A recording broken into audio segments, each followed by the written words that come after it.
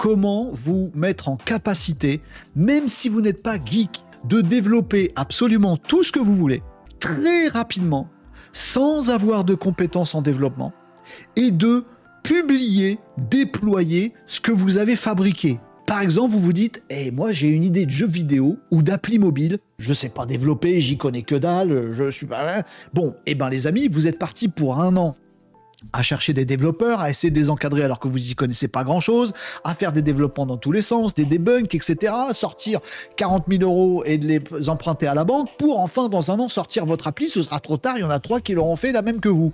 C'est embêtant. À partir de ce moment, les amis, vous allez suivre ce tuto et vous saurez développer tout ce que vous voulez et déployer tout ce que vous voulez. Si vous avez rêvé de créer un business en mode SaaS, vous allez kiffer ce tuto. Développer une application, la rendre disponible, faire payer des abonnements pour que tout le monde puisse utiliser votre super idée. Vous allez pouvoir le faire même si vous n'êtes pas geekos. Rêver de développer un site web tout seul, vous allez pouvoir le faire en quelques minutes. C'est ça qu'on va faire maintenant. Développer tout ce que vous voulez et le rendre disponible à qui vous voulez, c'est possible et on va le faire maintenant. Oui, à un moment dans ce tuto, il y aura un petit truc un peu geek. Je vais tout vous dire, je vous mettrai tous les codes qu'il faut mettre, machin, etc. en commentaire. Ne vous inquiétez pas, vous en serez parfaitement capable. De quoi il s'agit concrètement? Il s'agit de 2 choses. 1, Bolt, une IA générative d'application. Vous pouvez, en utilisant de simples prompts, créer des applications. Cette IA va vous créer avec vous, pour vous, ces applications. Et deuxième chose, il y a des IA génératives de code. C'est bien beau d'avoir des IA génératives de code, mais après, je veux le diffuser mondialement. Je veux que tout le monde l'utilise. Je veux monter un business avec. Je veux toute ma famille le partage. Je veux l'avoir en application mobile sur mon téléphone, ce que j'ai fait. Bon, et là, il va vous falloir un hébergeur dédié à ce genre de choses, et c'est ce qui s'appelle un VPS. Et c'est grâce à notre partenaire de la semaine sur Renaud Décode le Live, Hostinger, qu'on va pouvoir faire ces dingueries. Un grand merci à eux et je vous parlerai tout à l'heure d'offres qui mettent aussi à votre disposition avec un petit code de Bibi qui va vous permettre, si vous avez envie de faire exactement ce qu'on va faire ensemble, vous prendrez tout ce qu'il faut chez eux et je vous le dis d'avance, ça coûte que dalle.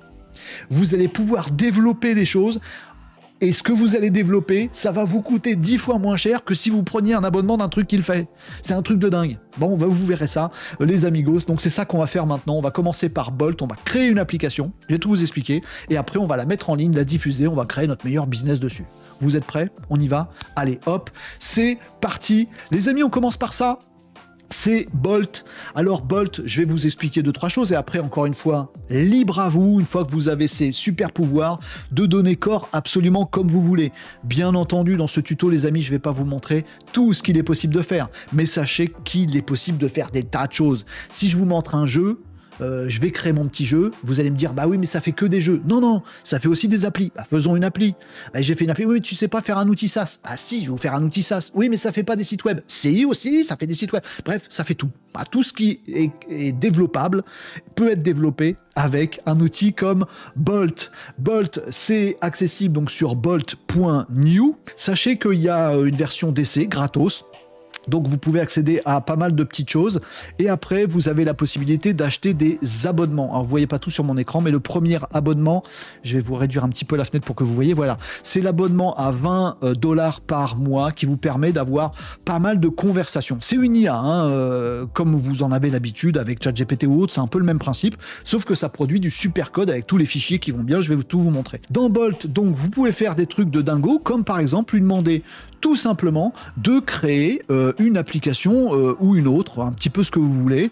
Alors par exemple, vous pouvez lui dire je voudrais s'il te plaît que tu me développes un jeu de Snake. Moi j'invente un jeu. Bon, je l'invente pas celui-là, on le connaît tous. Mais voyez, vous pouvez inventer ce que vous voulez. Je pourrais lui demander de faire une appli, je pourrais lui demander de faire un autre chose, une copie d'un site que j'ai déjà vu. Oh, c'est pas bien de faire des copies. Oui, vous allez l'améliorer, très bien. Vous pouvez lui demander ce que vous voulez. Un truc qui se code, un truc qui se développe. Essayons avec ça. On fait un prompt textuel. Bien sûr, on pourrait faire un prompt, on en fera un tout à l'heure, beaucoup plus élaboré que ça. Je vais vous montrer, c'est juste pour vous faire découvrir la plateforme Bolt dans un premier temps et après on fait tout le reste des dingueries. Donc je lui demande un petit jeu et j'envoie. C'est une IA comme ChatGPT. Sauf que ça vous produit pas la réponse, ça vous produit oh là là là là, le truc de geekos. Qu'est-ce que c'est que tout ça? Il a tout compris à ce que vous vouliez faire et il le fait. je bouge un peu le truc pour vous voyez tout l'écran. Il est en train de réfléchir, il fait des trucs. Si vous n'êtes pas geek, vous comprenez pas ce qu'il fait. C'est pas si grave, pour peu que ça vous donne l'occasion de vous dire j'ai bien envie de comprendre ce qu'il fait. Ça va peut-être vous entraîner à vous inciter à regarder comment ça fonctionne du code. Vous pouvez lui demander de coder en Python, vous pouvez lui demander de coder en ce que vous voulez. Si vous êtes un ado, les amis, il faut absolument que vous lanciez dans ce genre de truc. Vous savez pas coder, vous demandez un truc à Bolt et après vous regardez ce qu'il a fait pour vous. Et il vous fait, ça y est les amis, c'est parti, il a développé le jeu. Mais il n'a pas juste fait un truc rigolo, comme ça, en vous mettant de la poudre aux yeux. Il n'est pas allé voir un site web qui propose ce jeu. Il n'a pas ouvert une application, il l'a faite. Si vous n'êtes pas geek, utilisez quand même ce truc-là. Demandez-lui des choses simples, comme par exemple un petit jeu de Snake, un petit truc simple, une page web, un truc simple. Demandez pas tout de suite une grosse application compliquée. Faites un truc simple au départ. Vous allez ici dans Code et vous voyez tout le code qui vous a généré, parce qu'il vous a généré tout le code. Alors vous pouvez vous intéresser. Ah tiens, il y a un truc qui s'appelle index.css, c'est quoi?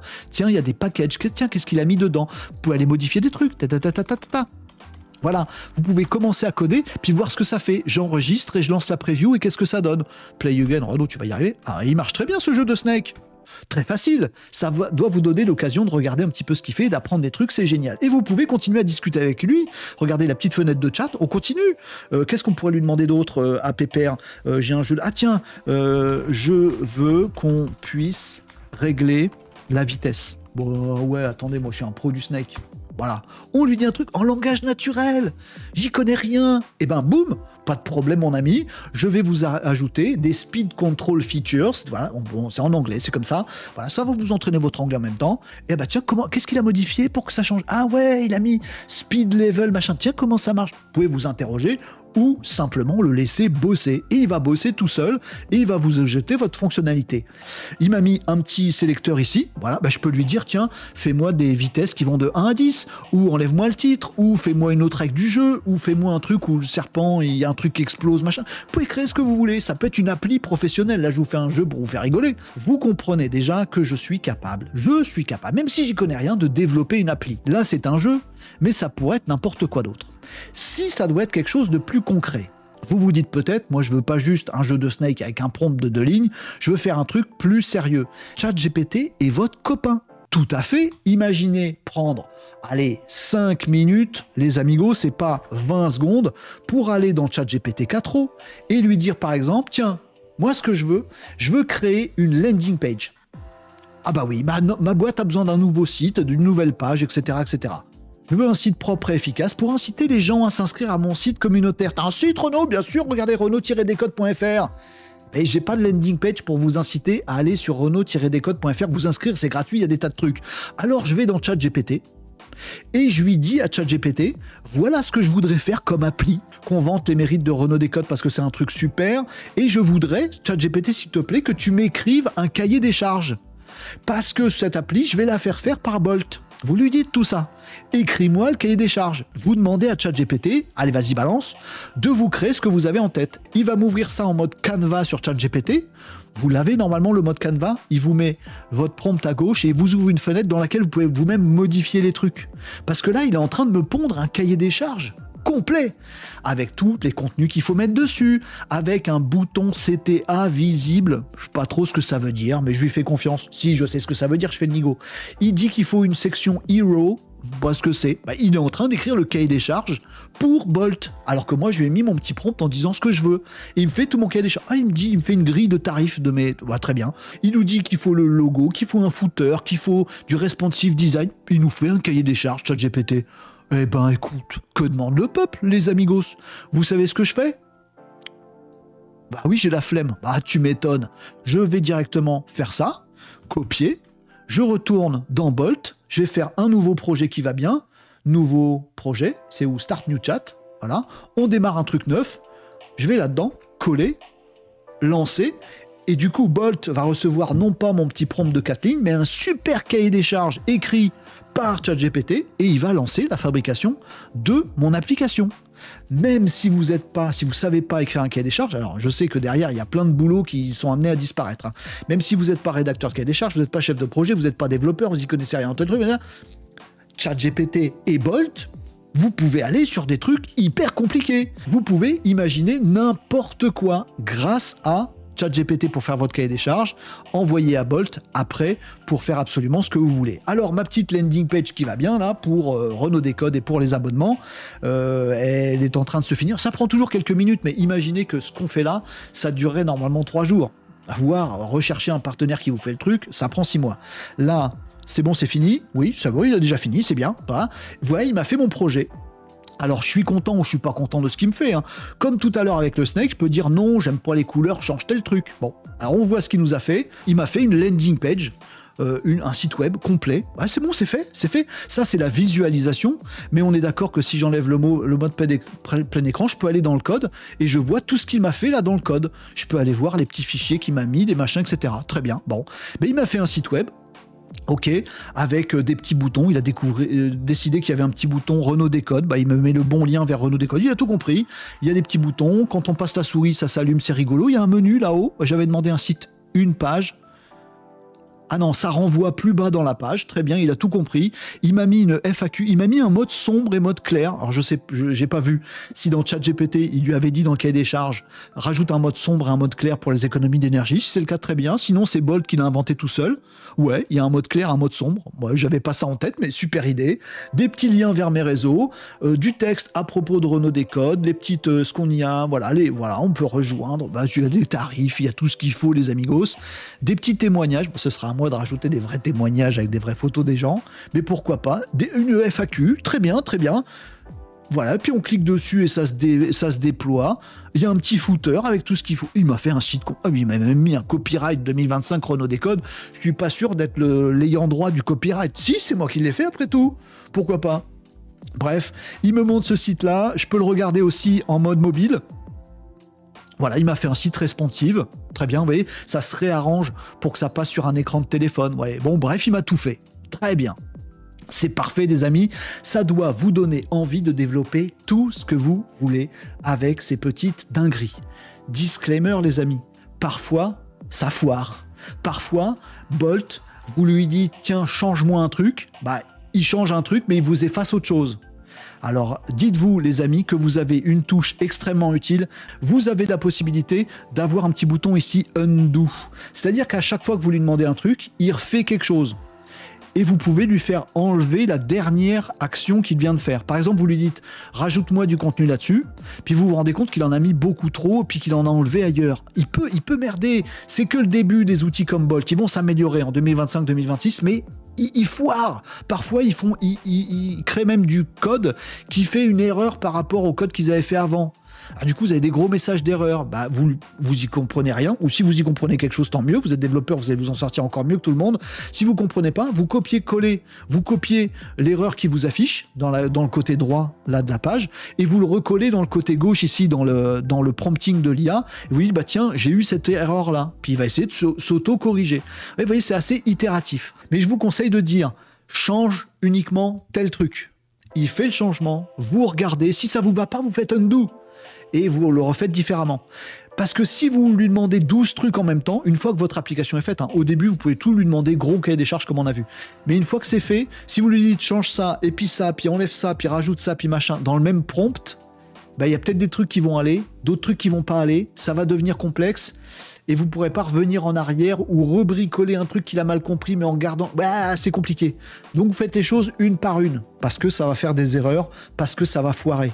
C'est pas grave que ça foire, c'est déjà absolument fantastique, et les petites erreurs et les petits foirages, c'est l'occasion d'apprendre des trucs. Bref, vous allez faire... peut-être pas un petit jeu de Snake et jouer tout de suite comme ça, comme je l'ai fait. Peut-être vous allez vous dire, même si c'est un jeu de Snake, je veux que tout le monde en profite. Je veux que vous jouiez aussi. Voir qu'on puisse avoir des logins et jouer en équipe. Voir qu'on puisse avoir un tableau des scores. Et puis je mettrai tout ça sur mon site web. Peut-être vous avez votre super appli que vous avez fait pour votre boîte. Vous allez la montrer au boss et le boss il dit, waouh, c'est super, ça va nous faire gagner un temps fou. Maintenant, faut que tout le monde l'ait. Ah merde, faut que tout le monde l'ait. Comment je fais pour que tous mes collaborateurs, mes collègues y accèdent? Et il faut que je le mette sur un serveur et pas en ligne avec les partenaires de Bolt. Et il y a quand même des infos de mon entreprise. Ou alors c'est mon business à moi, je veux pas me le faire hacker. J'ai créé un super SaaS, je veux que toute la planète en profite parce que je vais faire de la promo partout. Faut qu'il y ait un site web, un truc, monsupersas.fr, les gens vont dessus, c'est fastoche, bim, ils s'abonnent. Je veux que tout ça soit en ligne. Je veux que ce soit sur le web. Là, j'ai fait mon meilleur truc. Vous avez des idées en tête. Gardez-les, écrivez-les. Vous allez les faire avec Bolt, c'est super. Mais après, faut donner vie, faut donner corps. Faut que ça aille à travers le monde, cette histoire. Et là, on dit merci à notre partenaire de la semaine de Renaud Décode en live et dans ce tuto. Notre partenaire, c'est Hostinger. Hostinger, c'est un hébergeur. Je les remercie, Hostinger, parce que si on va faire ce qu'on va faire là maintenant ensemble, c'est grâce à eux. Ils nous ont permis de le faire. Et en plus, une petite OP, il y a un code promo que je vais vous donner tout à l'heure où vous pourrez faire pareil.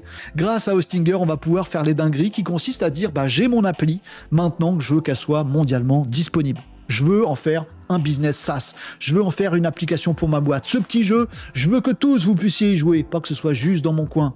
Eh bien les amis, pour ça, il vous faut un hébergeur.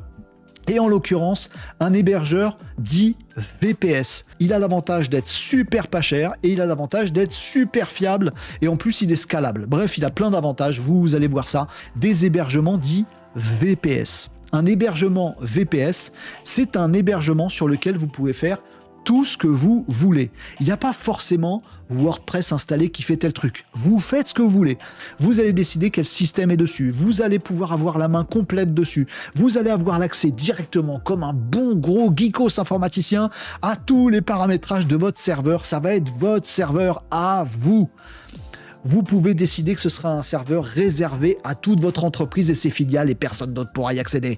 Vous pouvez décider que ce sera un serveur mondial où votre super jeu du Snake va être disponible pour tout le monde. Vous pouvez décider que c'est un serveur français super efficace et rapide pour que tout le monde utilise votre SaaS. Vous avez la main sur votre serveur. Et vous allez me dire, ça coûte une blinde ton truc d'Hostinger.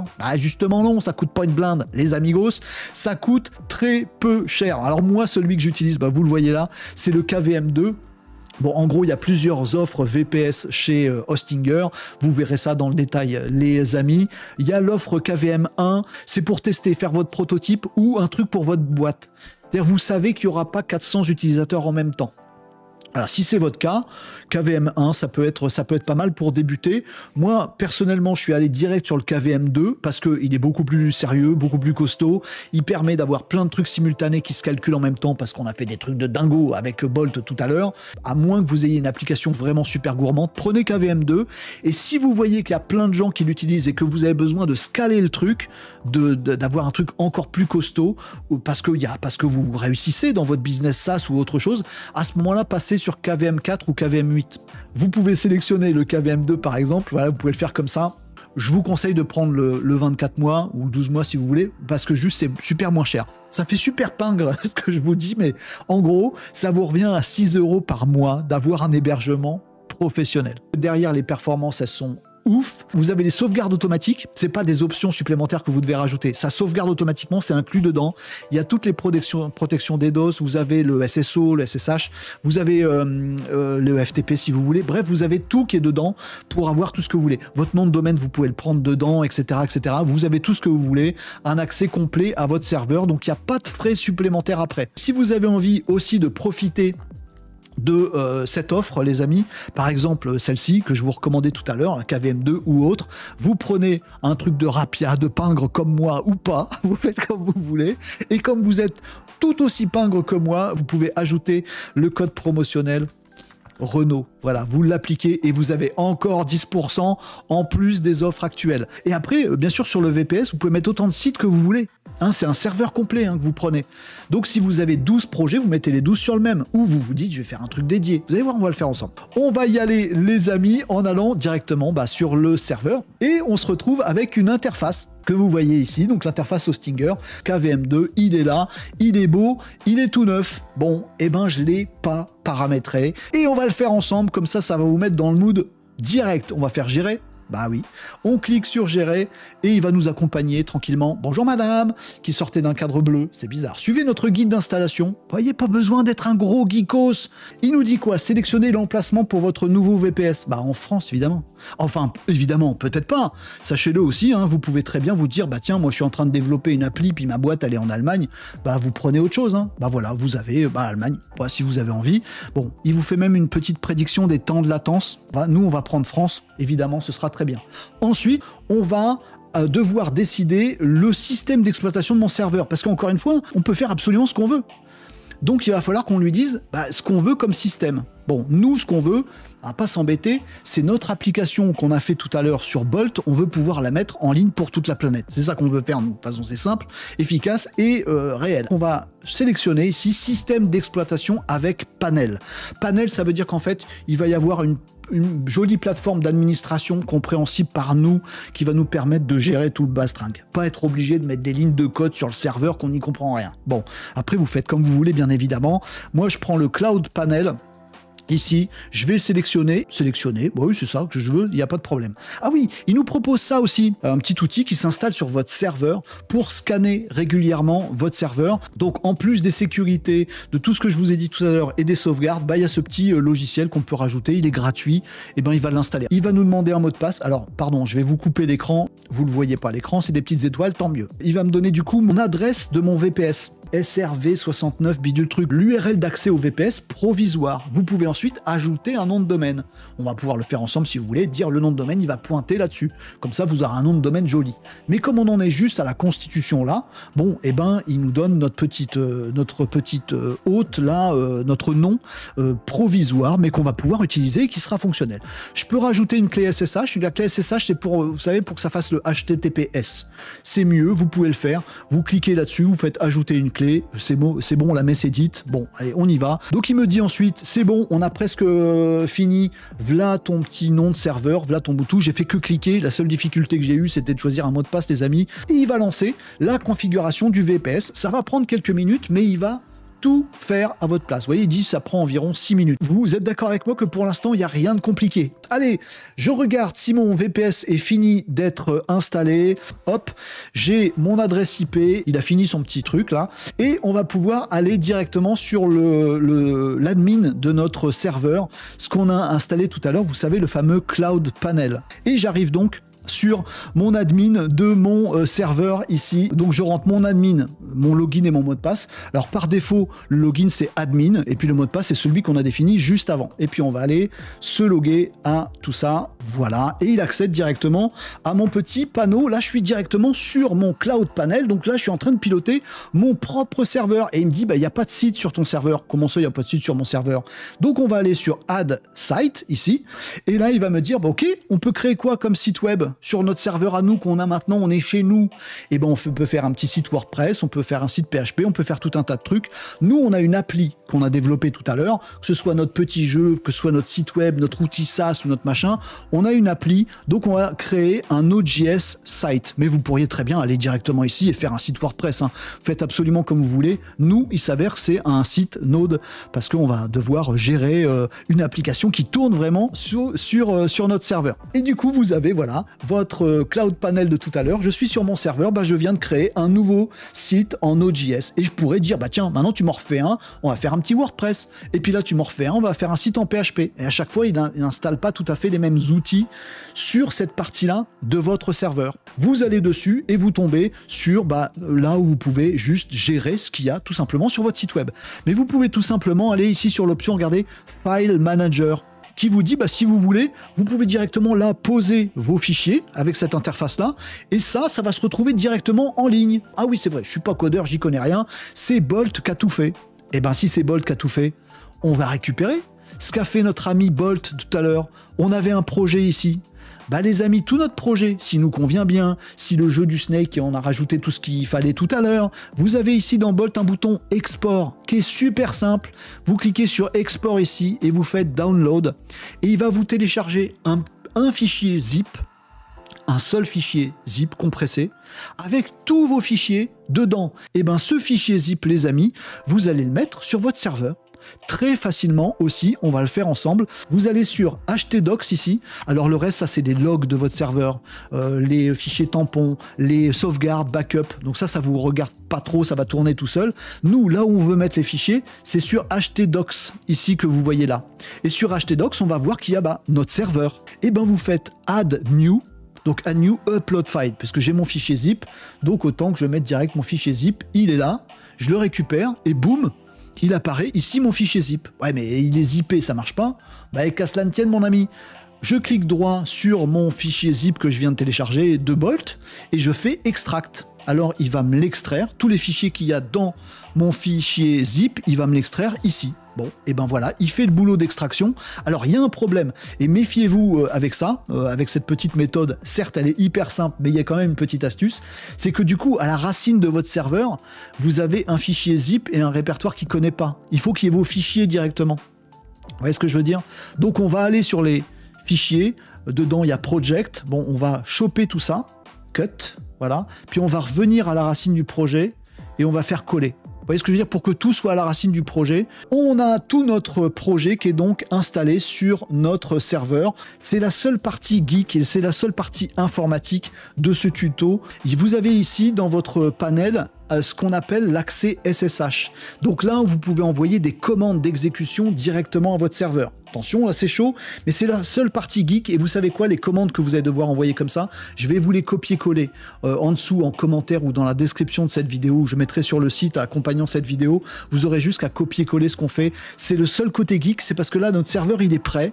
Les fichiers sont dessus. Maintenant, il faut qu'on le commande en lui disant bah, exécute ce qu'il y a dessus. Et pour exécuter ce qu'il y a dessus, il y a quelques petites lignes à rentrer, donc directement auprès du serveur. Ça veut dire qu'il faut se connecter directement à notre serveur. Pour ça, vous mettez une petite invite de commande ici et vous allez vous connecter à votre serveur. Vous voyez, j'ai ouvert mon invite de commande Windows ou autre, voilà.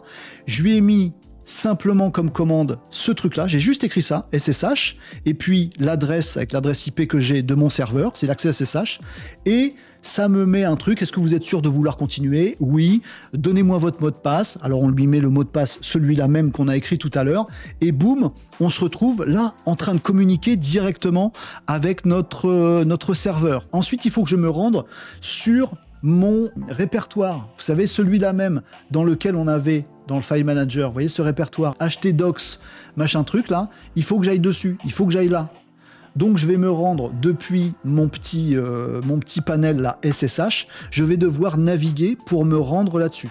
Je suis au bon endroit là où j'ai tous mes fichiers. Je vous mettrai toutes les commandes qui vont bien en description dans cette vidéo pour que vous ayez besoin de copier 5 lignes, il n'y a pas besoin de faire beaucoup plus que ça. Donc il y a des petites choses, installation, install serveur, start serveur, sauvegarde du serveur. Et une fois que c'est fait, ben vous avez bien votre fichier. Donc ça peut être votre jeu du Snake, ça peut être votre méga appli SaaS qui va bien, ça peut être votre site web, ça peut être votre landing page, ça peut être votre outil de statistique, votre CRM pour votre boîte, tout ce que vous avez créé avec Bolt ou sans Bolt si vous êtes développeur évidemment, et votre serveur, il a tous les fichiers qu'il faut, il est en ligne, et il fonctionne, et il tourne. Le seul petit truc, c'est ce fameux nom de domaine. Bon bah dans ce cas-là, vous retournez sur votre plateforme globale Hostinger qu'on avait tout à l'heure, bah, vous pouvez tout simplement ajouter un nouveau nom de domaine, et puis vous tapez, je sais pas, Snakecode, c'est comme ça qu'on l'avait appelé, ou le nom de votre application, et il va vous dire ben, c'est disponible en .fr,